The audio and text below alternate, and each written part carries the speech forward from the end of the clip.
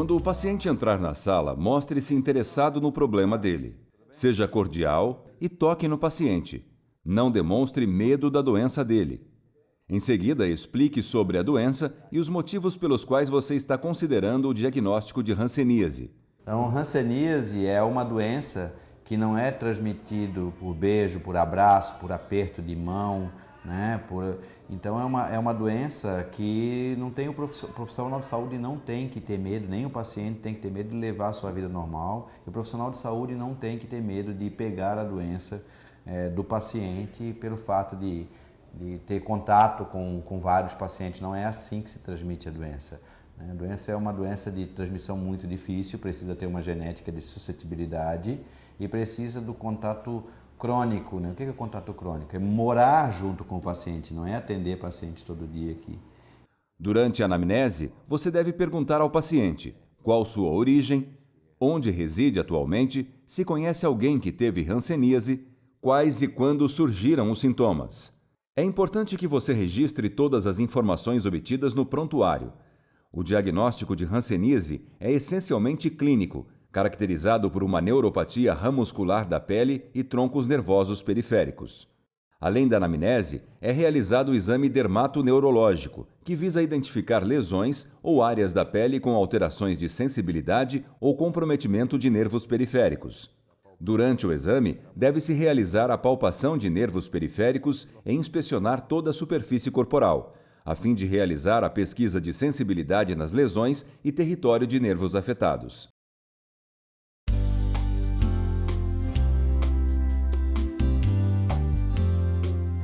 A palpação dos troncos nervosos periféricos avalia a presença de nervos espessados, endurecidos, doloridos e a presença de choque. Nos membros superiores, pegar nas mãos do paciente, observar a palma e dorso, procurando nódulos, manchas, machucados, cicatrizes, úlceras, calosidades, atrofia muscular, reabsorção, sudorese, temperatura e cianose. Esse primeiro contato é muito importante para o paciente perceber que você não está com medo da doença dele, né? Então, pegar na mão, estabelecer o contato é muito importante. Depois, comece a palpação pelos nervos do punho, radial superficial na tabaqueira anatômica, ulnar dorsal próximo ao processo estiloide. Você faz uma flexão ulnar do carpo e você já, muitas vezes, já vê o nervo aqui, né? Já vê o nervo espessado. Olha lá o nervo. Esse é um nervo radial cutâneo, que é um ramo do nervo radial. Ó. Ele inerva a região dorsal da mão no primeiro, segundo e terceiro dedos, né? No polegar, indicador e dedo médio. Aqui está o nervo. Então tem um espessamento do nervo radial cutâneo. Então a textura parece de uma corda de um violão, uma corda grossa de um violão. Aqui dá para ver que ele tem até dois raminhos. Olha lá, ó, no dorso da mão aqui, ó, tem um raminho aqui e um raminho aqui. Né? E como é que eu sei que não é tendão? Faz assim, seu João. Ó. Isso não tem nada a ver com tendão. Ó. Não é tendão. Né? Aqui tem um tendão, né? Aqui tem um tendão do extensor do polegar, né? E aqui do abdutor, né? Ó. Aqui nós temos também, faz essa inversão. O próximo nervo é o nervo ulnar dorsal, que é um ramo do nervo ulnar. Está aqui o nervo. Ó. Passa próximo ao processo estiloide. E aqui o nervo, olha lá, o nervo. O outro nervo é o nervo mediano. O nervo mediano ele é muito profundo, né? Dificilmente a gente consegue palpar, a não ser quando ele está muito espessado. O que você pode conseguir no nervo mediano é percutir e ver se ele tem algum sinal de inflamação. Então a gente faz uma flexão dorsal da mão, né? Ou uma hiperextensão, como queira, e faz a percussão sobre o retináculo dos flexores e ver se tem dor, que é o sinal de Tinel. Quando tem comprometimento do nervo mediano, o paciente sente dor, sente choque na percussão. No antebraço, avalia a presença de cicatrizes, queimaduras, ressecamento, diminuição de pelos, bem como lesões de pele. Depois palpe o nervo ulnar ao nível da goteira epitrocleana, ou acima dela, com o cotovelo em flexão de 90 a 120 graus. Então essa é a goteira, esse canal que fica entre o olecrano e o epicôndilo. Deixa semiflexionado e bota o dedo indicador na goteira e faz esse movimento, ó, o nervo ulnar dele. Uma vez localizado o nervo ulnar, você vai fazer o segmento do nervo, né, com a polpa do primeiro, segundo e terceiro dedo. Então aqui conseguimos pegar o nervo, está aqui o nervo, e nós vamos ver se ele tem o quê? Se ele está doloroso, se está espessado, se ele tem irregularidade no seu trajeto, se tem dor, se tem choque, né? E se tem algum nódulo, né? No caso dele, o nervo ulnar é palpável até aqui, né? Então a gente consegue palpar daqui até aqui o nervo ulnar desse paciente. Por quê? Porque está espessado. O tamanho do nervo ulnar você pode medir também, né, na palpação. Ele tem um nervo ulnar de aproximadamente uns 0,8 centímetros de espessura. E por último, o nervo radial no canal de torção do húmero, no terço médio do braço com o cotovelo em flexão. Agora, na outra mão do paciente, nós já percebemos que tem o quê? Que tem uma amiotrofia. O que é isso? Uma redução da musculatura, né, da mão. Olha a comparação das duas mãos, né? Tem uma amiotrofia. Essa amiotrofia, a diminuição da musculatura da mão aqui no nível do primeiro interósseo dorsal e a nível do abdutor do quinto dedo, é sinal de lesão do nervo ulnar. Então agora, na palpação, nós temos uma diminuição da musculatura da região palmar, aqui e aqui. E agora nós vamos fazer a palpação dos ramos superficiais como nós fizemos na outra mão. Então, nervo radial cutâneo, que está aqui, espessado, visível. Ó. O próximo é o nervo ulnar dorsal, que é ramo do nervo ulnar. Então vamos fazer aquela inversão e está ali o nervo ulnar dorsal. Ó. Próximo nervo, nervo mediano. Vamos percutir. Dói? Não. Agora vamos palpar o tronco do nervo ulnar. Com o membro em uma semiflexão, né, de 90 a 120 graus, nós vamos palpar o nervo ulnar que está aqui.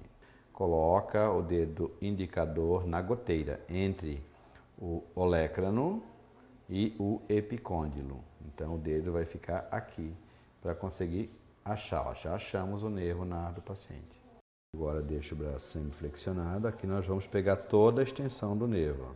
E aí a gente vai procurar o quê? Nódulos, irregularidades, além do espessamento. Agora nós vamos para o nervo radial. No caso, o paciente fez uma cirurgia de neurolise do nervo radial e, portanto, não vamos conseguir fazer palpação desse nervo por conta da fibrose. Agora nós vamos avaliar, depois dessa avaliação dos membros superiores, e nós vamos avaliar agora a avaliação de olho, de nariz e nervos da face e do pescoço. Nós vamos ver se existe alguma infiltração da face, das orelhas, se há um espessamento do nervo do pescoço, dos dois lados, face e orelha. Em seguida, não há espessamento nenhum de nervos do pescoço. Em seguida, nós vamos ver se há alguma lesão de olho, algum avermelhamento, redução de cílios, né, redução de sobrancelhas. Na sequência, nós vamos palpar os nervos supratroclear, ver se há um espessamento do nervo supratroclear e do nervo supraorbitário. Não há espessamento. Em seguida, veja se há espessamento visível ou palpável dos nervos do pescoço, auricular. Nervo auricular, quando tem espessamento, você já vê o espessamento nitidamente aqui.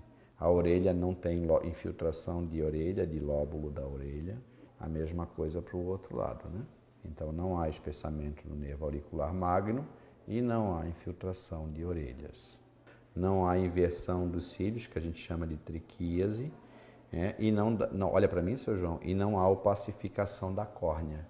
Nos membros inferiores, após a inversão do pé, procure o nervo fibular superficial no terço ínfero-lateral da perna e dorso do pé.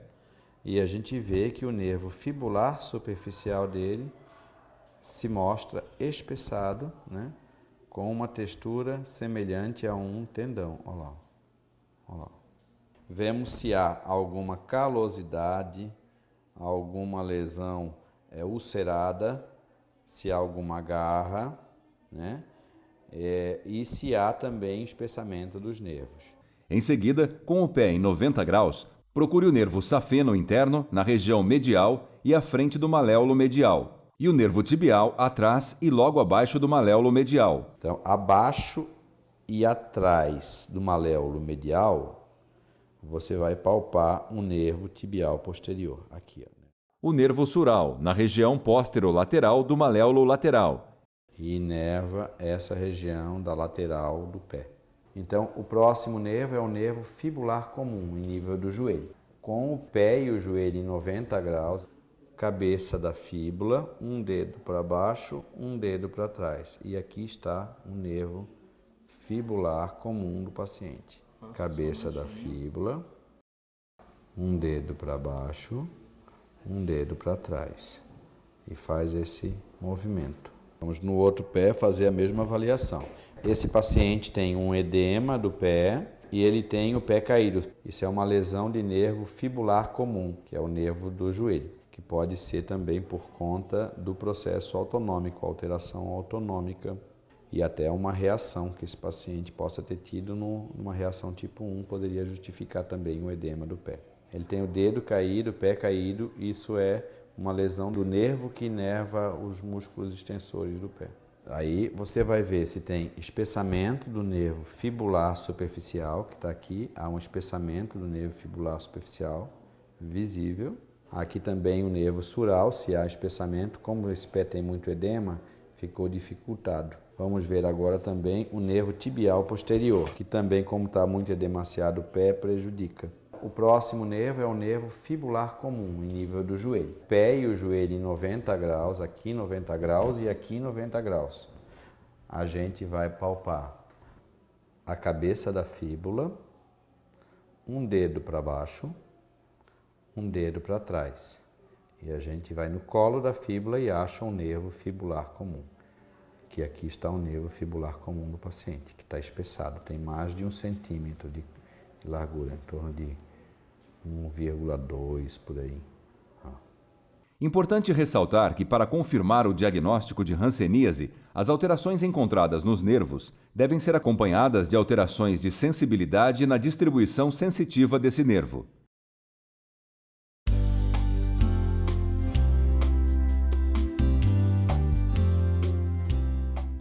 Em sala bem iluminada, sob luz natural, deve ser feita uma inspeção de toda a superfície corporal, no sentido crânio-caudal. Cada segmento deverá ser examinado, procurando identificar as áreas acometidas por lesões de pele, manchas, placas, áreas sem pelos ou anidróticas, infiltrações e nódulos, ou áreas com queixas de diminuição ou perda de sensibilidade. Começando por cabeça e pescoço, infiltração da pele, fronte, região zigomática e orelhas, alterações de sobrancelhas e cílios, madarose, triquiase, etropio, equitrópio, olhos, fendas, ressecamento, ulcerações e opacidades, nariz, deformidades e ulcerações e pescoço. Na sequência, solicitar que o paciente tire a camisa para exame de tronco e costas. Após o exame, solicitar que vista a camisa. Peça ao paciente para tirar a calça para examinar a pele das nádegas, coxas e pernas. Respeite a intimidade do paciente, conversando e explicando os procedimentos. Ao término do exame, peça para que ele vista a calça. Na hanseníase, as lesões de pele sempre apresentam alterações de sensibilidade e podem estar localizadas em qualquer região do corpo, com exceção de áreas quentes como o couro cabeludo, axilas, virilhas e região central da coluna lombo-sacra. A avaliação da sensibilidade térmica, dolorosa e tátil deve ser realizada em lesões de pele ou em áreas de pele secas, ou referidas pelo paciente como regiões com alteração de sensibilidade. Antes de realizar o teste, o examinador deve explicar e demonstrar como será feito, utilizando uma área da pele com sensibilidade normal. Obstrua a visão do paciente com uma barreira, ou solicite que feche os olhos. Toda perda localizada de sensibilidade na pele, térmica, dolorosa ou tátil, bem caracterizada, é indicadora de hanseníase. A alteração da sensibilidade térmica surge após algum tempo da doença e precede as demais porque 70% das fibras que compõem os nervos periféricos são fibras finas, responsáveis pela sensação de calor. Sendo assim, a alteração da sensação térmica tem maior sensibilidade ao diagnóstico precoce. No teste da sensibilidade térmica, devemos utilizar 2 tubos de ensaio de vidro, com capacidade de 5 ml. A temperatura da água fria deve ser gelada. A água quente deve ser aquecida o suficiente para o examinador conseguir segurar o tubo. Temperatura alta pode causar sensação de dor e não de calor. Teste primeiro em você e depois no paciente. Os tubos são encostados aleatoriamente sobre a pele do paciente e o mesmo deverá dizer se o tubo lhe causa sensação de quente ou frio. Ao utilizar o tubo de ensaio, devemos tocar a área avaliada com a lateral da ponta do tubo inclinado a 45 graus, e não com o fundo, pois o fundo apresenta uma camada de vidro mais espessa que pode dificultar a percepção do estímulo. É importante lembrar que o teste com tubos contendo água aquecida e gelada não permite a quantificação da sensibilidade térmica. Desse modo, recomenda-se que o examinador valorize durante a avaliação as respostas vagas do paciente como menos quente ou menos frio. Atenção! Na presença de alteração térmica, não há necessidade de realizar o teste de sensibilidade dolorosa ou tátil. Se nós não tivermos os tubos de vidro com a água quente e fria, nós podemos testar a sensibilidade dolorosa.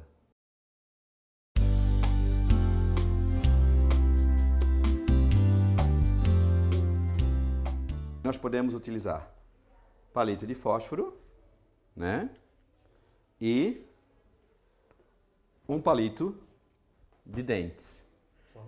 Sempre começar na área saudável, ou aparentemente saudável, né? Você vai dizer para mim se está sentindo uma picada ou se está sentindo encostar. É picar ou encostar, seu Alcides? Picada. Isso. Picar ou encostar, seu Alcides? Encostar. Picar ou encostar, seu Alcides? Não. Picar ou encostar, seu Alcides? Picar.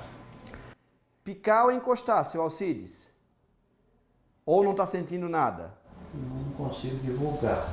O senhor está sentindo que tem alguma coisa encostando na sua pele? Estou sentindo um pouquinho. Ok?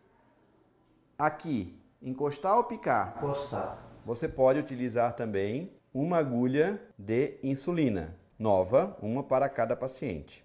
Você vai utilizar a ponta da agulha, sempre tomando cuidado para não perfurar a pele do paciente. E você vai utilizar o fundo da agulha. Seu Alcides, está encostando ou está picando? Encostando. Está encostando ou está picando? Picando. Está encostando ou está picando? Não sei. Está encostando ou está picando? Não sei. O examinador deverá tomar cuidado para não perfurar a pele do paciente, causando sangramento. Note que é uma leve pressão, sem perfurar a pele, não fez perfuração.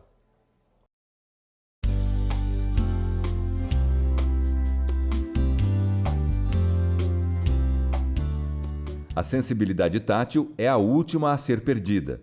Para avaliação, recomenda-se usar o algodão com a base afilada para a área de toque ou monofilamento de 0,05 grama, verde. Nem sempre a perda de sensibilidade é devido à hanseníase. Existem outras doenças que podem apresentar perda de sensibilidade nas lesões, como a notalgia meralgia parestésica e esclerodermia, por exemplo. Ao fechar o diagnóstico, oriente o paciente e encaminhe para notificação e tratamento. Enfatize que a doença tem cura, que o tratamento é gratuito, alertando-o sobre a importância da adesão ao tratamento para evitar a resistência e a falência. Ressaltar que ele não deve deixar de realizar suas atividades e nem se afastar de seus familiares. Vida normal. É importante informá-lo sobre a transmissão e sobre as reações medicamentosas mais comuns. Esclareça que todos os focos da doença devem ser eliminados e que o bacilo também pode estar presente em seus familiares, com ou sem sintomas, e que, por isso, todos devem ser examinados e acompanhados por pelo menos 5 anos. Informe ao paciente que ele será atendido gratuitamente uma vez ao mês durante todo o tratamento e que, em caso de qualquer complicação ou dúvida relacionada à doença ou ao tratamento, terá pronto atendimento na unidade de saúde. A prevenção de incapacidades e o tratamento englobam ações que podem evitar a ocorrência de danos físicos, emocionais e socioeconômicos.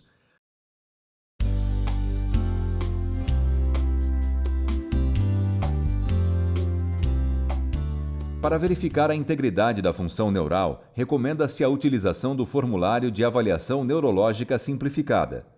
A avaliação neurológica simplificada identifica neurites precocemente, monitora o resultado do tratamento de neurites, identifica incapacidades físicas, subsidia condutas e avalia resultados. Auxilia no diagnóstico de casos com sinais cutâneos discretos da doença com testes de sensibilidade inconclusivos, pois achados de perdas funcionais focais e assimétricas à avaliação neurológica corroboram o diagnóstico de hanseníase.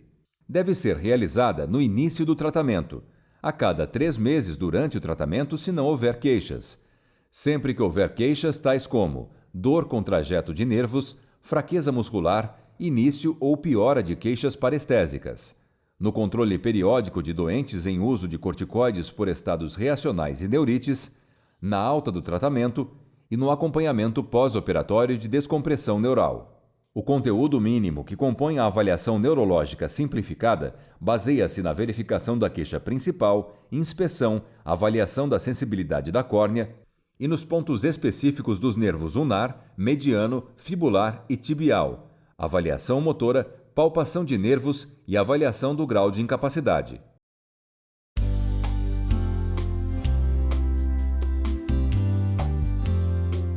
No nariz, levantar as queixas como mau cheiro, obstrução respiratória, ressecamento da mucosa, crostas aderida à mucosa nasal e sangramento e perfuração do septo, e examinar as condições da pele. Com a ajuda de um foco luminoso, observar se há deformidade na pirâmide nasal e presença de anormalidades.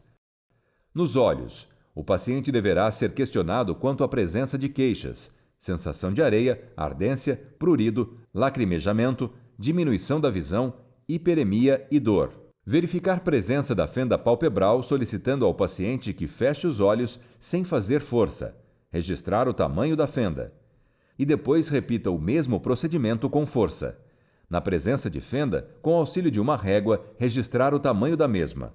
Observar a presença de triquíase, cílios mal implantados voltados para dentro que tocam a córnea. Equitrópio, eversão e desabamento da pálpebra inferior. A sensibilidade da córnea é avaliada com um fio dental fino, sem sabor, medindo 5 cm de comprimento livre.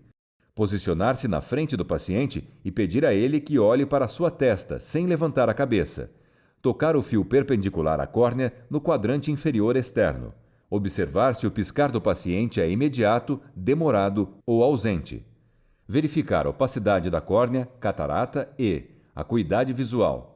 A acuidade visual deve ser avaliada utilizando a tabela de Snellen. Se o paciente não observar o optótipo maior, 0,1 na tabela, iniciar a contagem, começando a 6 metros. Aproximar-se passo a passo. Registrar a distância em que o paciente consegue acertar de 2 a 3 vezes o número de dedos mostrados.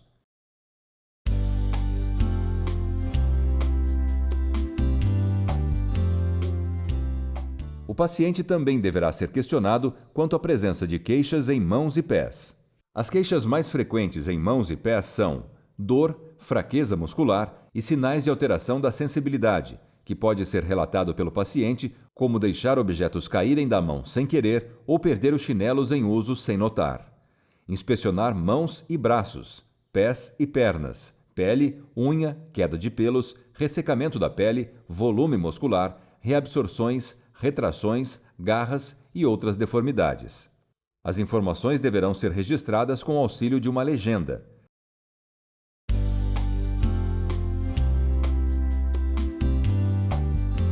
A palpação de nervos é a mesma demonstrada na avaliação dermatoneurológica, no momento do diagnóstico.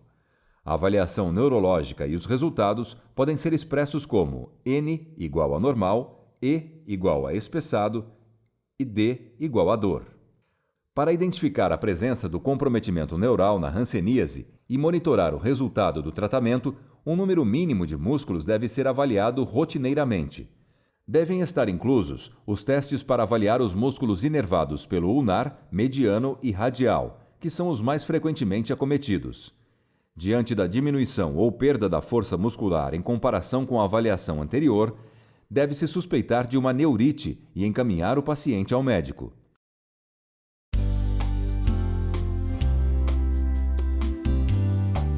A escala de graduação da força muscular de 0 a 5 permite monitorar a função neural e indicar os exercícios adequadamente. Na impossibilidade de utilizar essa graduação, os resultados podem ser expressos como F igual a forte, D diminuição e P paralisado. Os músculos mínimos que devem ser avaliados na mão e no pé que compõem a avaliação neurológica simplificada são abdutor do quinto dedo, ulnar, palma da mão para cima, segurar do segundo ao quarto dedo enquanto se aplica força contrária de fora para dentro na altura da falange proximal. Abdutor curto do polegar, mediano. Apoiar o dorso da mão e o antebraço. O paciente eleva o polegar em plano perpendicular à mão enquanto se aplica força contrária para baixo na borda da base da falange proximal. Extensão do punho, radial. Apoiar o antebraço deixando o punho relaxado. O paciente estende o punho deixando os dedos relaxados, enquanto a força contrária para baixo é aplicada no dorso da mão. Extensor do hálux, fibular. Paciente sentado. O examinador estabiliza o pé e o tornozelo em posição neutra e solicita ao paciente que faça a extensão máxima do hálux, aplicando força contrária no dorso da falange proximal deste dedo. Dorsiflexão do pé, tibial posterior. Com o paciente sentado, o examinador estabiliza a perna, segurando acima da articulação do tornozelo. Solicita ao paciente para dorsiflexionar o pé com força máxima e aplica força contrária no dorso do pé.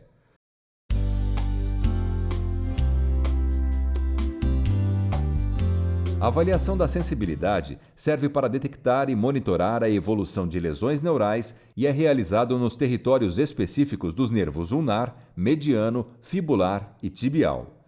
A avaliação com a caneta esferográfica pode ser realizada quando não houver a disponibilidade do monofilamento.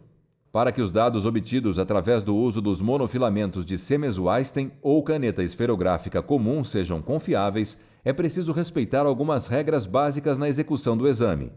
O teste deve ser realizado em um ambiente tranquilo, com um mínimo de interferência externa. O paciente deve ser posicionado confortavelmente. Demonstrar o instrumento e a forma de aplicação em área de pele com sensibilidade normal. Impedir que o paciente visualize o teste utilizando uma barreira ou solicite ao mesmo que feche os olhos. A sequência de testagem dos pontos pode ser aleatória. Monofilamentos de Siemens-Weinstein. Antes de iniciar o teste, retire os monofilamentos do tubo e encaixe-os cuidadosamente no furo lateral do cabo. O filamento deve ser aplicado perpendicularmente, produzindo uma curvatura no fio, e a lateral do fio não deve encostar na pele do paciente.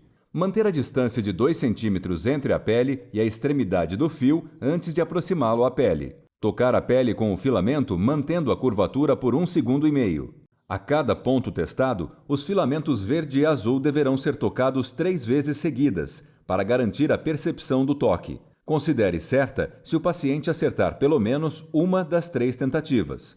Os demais filamentos devem ser tocados apenas uma vez. Se o filamento escorregar na pele no momento do toque, não considerar a resposta e repetir o teste no mesmo ponto. Solicitar ao paciente que responda sim quando sentir o toque. Em caso de dúvida, volte a cada ponto mais 2 vezes para certificar-se da resposta. O teste deverá ser iniciado com o filamento verde, 0,05 grama. Nos pontos em que o paciente não sentir, prossiga a avaliação com o filamento azul, 0,2 grama. E assim sucessivamente. O resultado deverá ser registrado nos desenhos das regiões palmar e plantar. Assina-se no desenho a cor correspondente ao primeiro monofilamento percebido pelo paciente. O registro colorido produz um mapa que auxilia a identificar com maior facilidade sobre a estabilidade ou mudanças na função neural no decorrer do segmento. A comparação dos vários mapas realizados consecutivamente ao longo do tempo informa sobre a estabilidade ou mudanças da função neural. Teste com a caneta esferográfica. Tocar a caneta perpendicular à pele, sem fazer pressão. A pressão exercida será apenas referente ao peso da caneta. Solicitar ao paciente a resposta sim quando perceber o toque da caneta. Voltar a cada ponto no mínimo 2 vezes para certificar-se da resposta. Registrar a resposta em cada ponto de acordo com a legenda. S igual a sim, quando sente o toque da caneta. N igual a não, quando não sente o toque da caneta.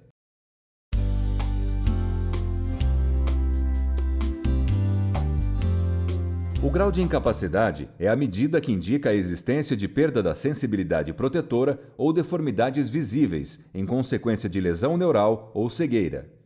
É um indicador epidemiológico usado para avaliar programas de controle da hanseníase, determinar a precocidade do diagnóstico e comparar o grau de incapacidade no início do tratamento e na alta para determinar se existe melhora ou piora. Diante da realização da inspeção, da avaliação sensitiva e motora dos olhos, mãos e pés, é possível classificar o grau de incapacidade do paciente, que deverá obedecer os critérios da Organização Mundial da Saúde, OMS. O grau de incapacidade, GI, é determinado a partir da avaliação neurológica dos olhos, mãos e pés, e o resultado é expresso em valores que variam de 0 a 2, nos quais GI 0, não há nenhum problema decorrente da hanseníase. GI 1, olho, sensibilidade corneana diminuída ou ausente, mãos e pés, diminuição, toque da caneta ou perda da sensibilidade, não sente o monofilamento de 2 gramas e diminuição da força muscular. GI 2, presença de incapacidades e deformidades visíveis. Anotar a classificação do grau de incapacidade para o lado direito e esquerdo de olhos, mãos e pés. Na casela maior grau, refere-se ao maior grau de incapacidade encontrado em qualquer uma das partes do corpo. A soma OMP é uma alternativa ao grau máximo de incapacidade para se resumir dados sobre deficiências na hanseníase. Para obter esse score, some o grau de incapacidade de cada um dos olhos, mãos e pés. Assim, o score OMP pode variar de 0 a 12. As reações hansênicas são fenômenos de aumento da atividade da doença com piora clínica, que podem ocorrer antes, durante ou após o final do tratamento com a poliquimioterapia. Pacientes com carga bacilar mais alta, virchovianos, geralmente apresentam reações de início mais tardio, ou seja, no final ou logo após o término da PQT. Essas reações resultam da inflamação causada pela atuação do sistema imunológico do hospedeiro que ataca o bacilo. As características típicas dessa resposta são edema, calor, rubor, dor e perda da função. É de fundamental importância o rápido diagnóstico e manejo da reação, pois constituem a maior causa de lesão no nervo periférico e aumento das incapacidades. Não ocorrem em todos os pacientes, mas são frequentes entre os pacientes multibacelares. É recomendável realizar exames gerais nos pacientes, pois focos infecciosos e distúrbios metabólicos e endócrinos podem ser possíveis desencadeantes das reações hansênicas. É ainda importante atentar para infecções assintomáticas, como parasitoses e do trato geniturinário. As reações hansênicas do tipo 1 ocorrem sem mau estado geral do paciente e apresentam os seguintes sinais e sintomas. As lesões de pele se tornam mais avermelhadas e inchadas. Os nervos periféricos ficam mais dolorosos. Piora da sensibilidade ou perda de função muscular. Mãos e pés inchados. Surgimento abrupto de novas lesões de pele.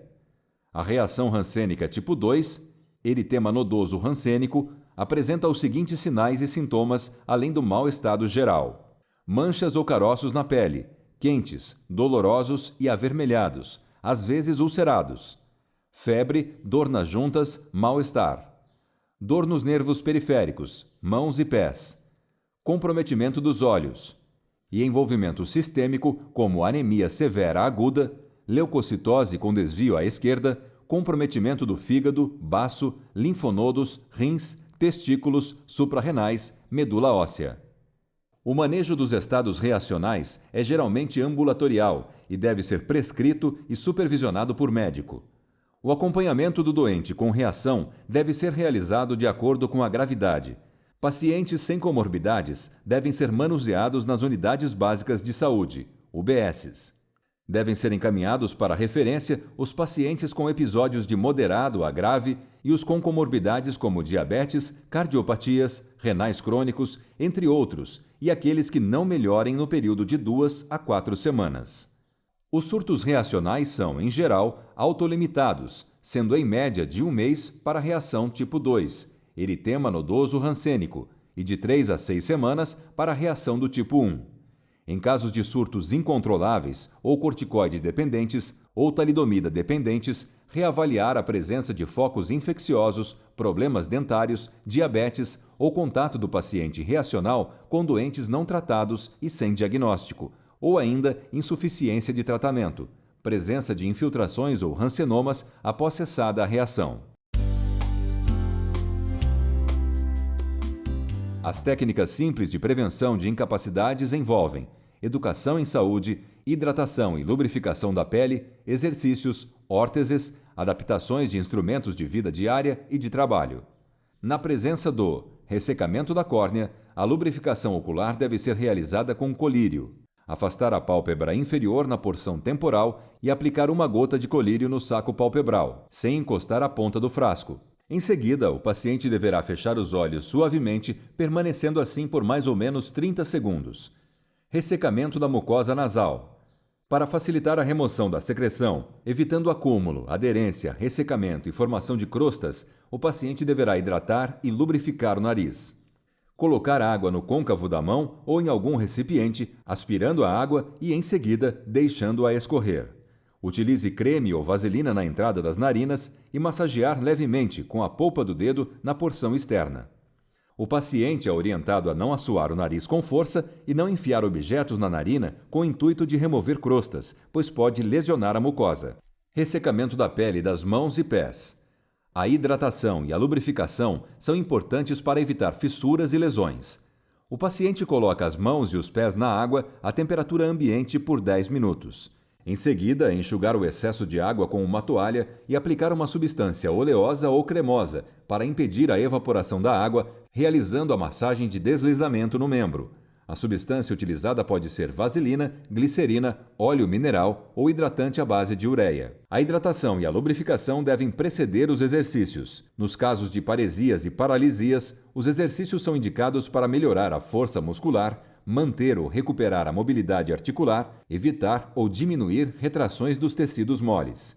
Devem ser prescritos de acordo com a graduação da força muscular voluntária, podendo ser passivo, ativo assistido, ativo e ativo resistido. As órteses são dispositivos acoplados ao membro com a finalidade de imobilizar o segmento, equilibrar forças deformantes e auxiliar a função. Na hanseníase, as órteses são indicadas na presença de paresias graves e paralisias, neurites, reações rancênicas, ferimentos, infecções, retrações articulares, pós-operatório de descompressão neural e cirurgias reparadoras.